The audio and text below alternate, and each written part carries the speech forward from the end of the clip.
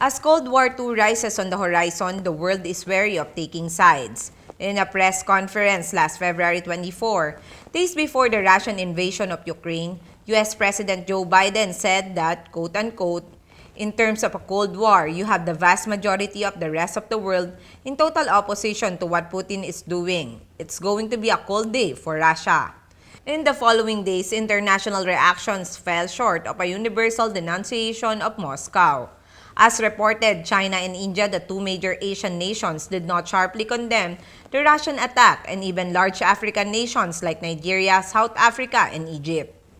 Brazil also wavered until it succumbed to U.S. pressure to vote in favor of the UN Security Council condemning the Russian invasion on February 25. On the other hand, 11 out of 15 UN Security Council members did vote in favor of the resolution. Many states stopped short of an equivocal condemnation, and most just called for the cessation of violence and return to negotiations. They all left a question of why there's a failure to secure from economically and strategically unified and dominant Western nations an equivocal universal denunciation of what is evidently a blatant violation of international law. Currently, the U.S. government is doing the flow of weapons, the sweeping sanctions, and other acts of economic warfare that ultimately aimed not just at defending Ukraine and making the regime pay for the invasion in the immediate present, but also setting in motion its downfall, as the U.S. President Biden said in his recent visit in Poland that, quote-unquote, for God's sake, this man cannot remain in power.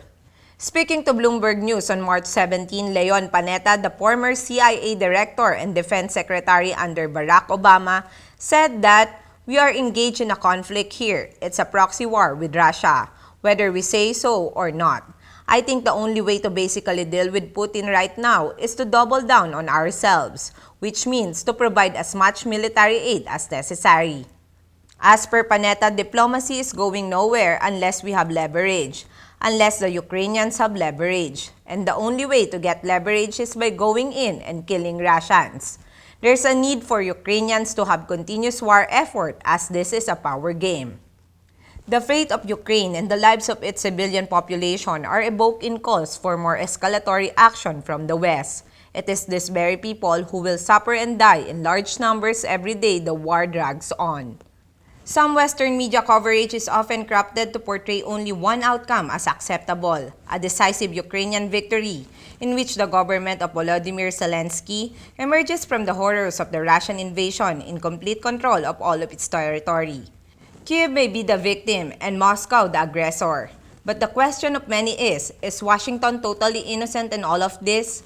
Some believe that it may have less to do with Ukraine and more to do with America. I am Lovely Montoya of Manila STV.